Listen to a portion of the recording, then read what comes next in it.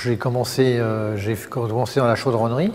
J'ai fait de la tôlerie chaudronnerie. Ensuite, j'ai arrêté, je suis rentré dans les arts graphiques, ce qui m'a permis de faire du dessin, de faire un peu plus dans la couleur. Donc ça a mis pas mal de temps et au fil des années, je me suis remis à la peinture. Et tout de suite après, j'ai lâché complètement la peinture pour reprendre les premières armes, donc la sculpture, le bronze, l'acier. J'ai recommencé surtout par le bronze, avec beaucoup de modelage. J'ai fait du nu, pas mal d'années de nu en terre. Et après, j'ai repris le bronze, où là, j'ai pu enfin faire ce qui me plaisait et faire les pièces qui m'intéressaient plus. Et après, j'ai détourné sur l'acier. Enfin, je fais et de l'acier et du bronze, et du bois à l'occasion.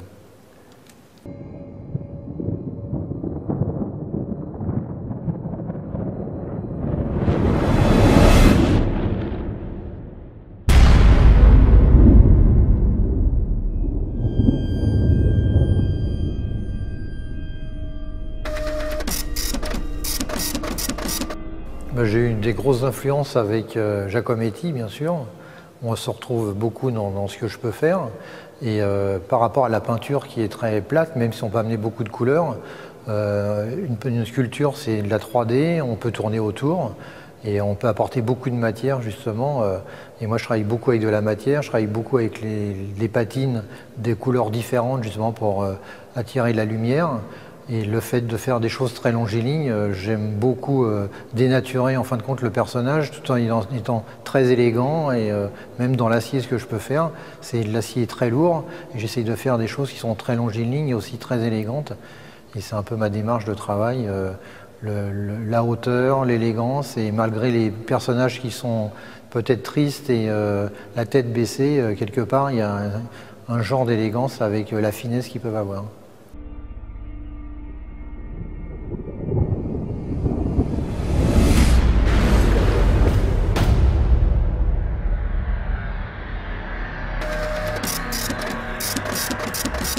C'est un petit peu un challenge justement de prendre une pièce qui est détruite et la récupérer et la travailler justement pour lui redonner une deuxième vie, qu'elle puisse avoir un esthétique et qui puisse être mis justement en exposition et qui puisse plaire. Et justement, je travaille pareil avec des matériaux qui sont très usagés et je travaille beaucoup avec les patines, avec de la découpe, avec du pliage et c'est ce qui donne toutes les sculptures que je fais en acier actuellement.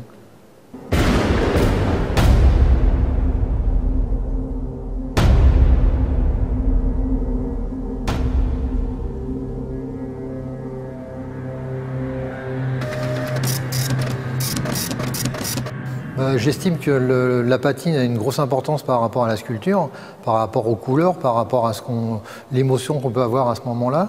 Et le fait d'aller jusqu'au bout, c'est un travail final et on va vraiment jusqu'au bout de la pièce. Et pour moi, je pense que c'est très très important d'aller jusqu'au bout de la pièce, donc de la patine, et amener la couleur et la petite touche, la dernière touche qu'on peut apporter.